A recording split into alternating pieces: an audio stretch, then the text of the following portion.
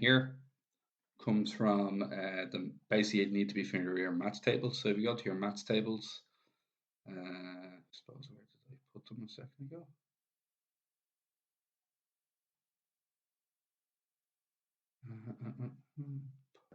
So you need to be familiar with these formulas here, and you need to realize that cotan, if you come up here, cotan is the same as cos A over sine A. So cotan is cos A over sine A. Okay, so that's what you get.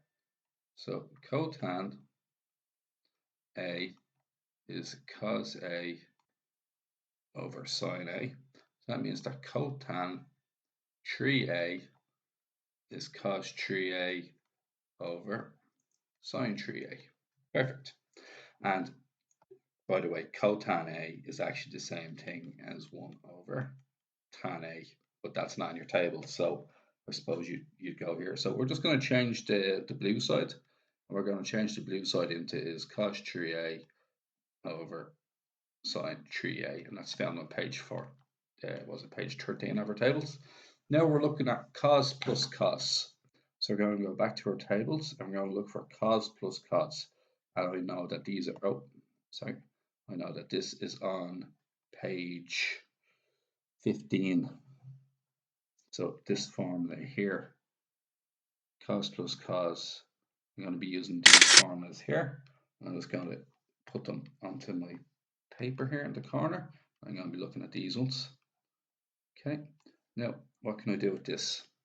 Well, instead of A, we have 7A. And instead of B, we have 1A. So 7A plus 1A, because you're adding A and B together, is 8A.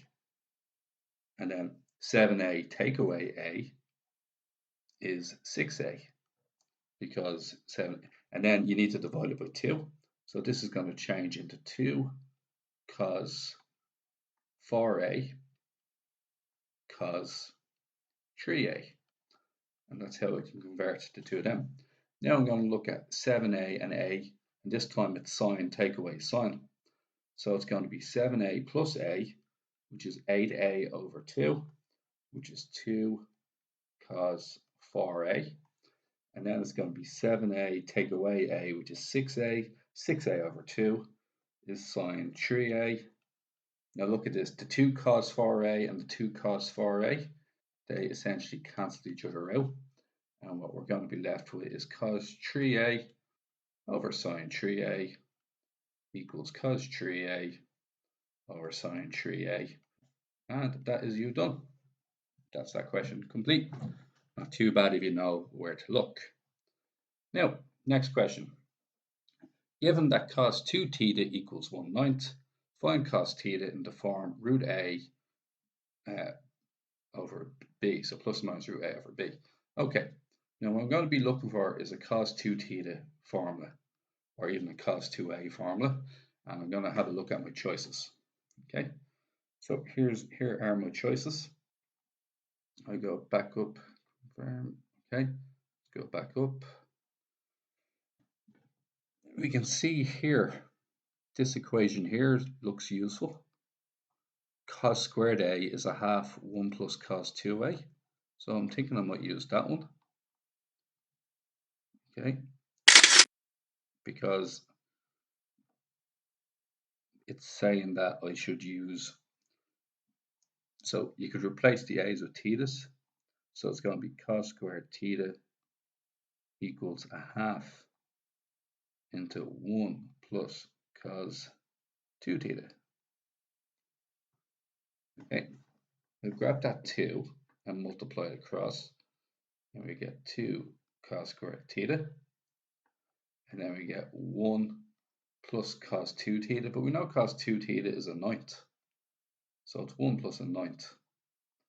And that is 1 plus a ninth is 10 over 9. And that's 2 cos squared theta. Now we're going to divide by 2.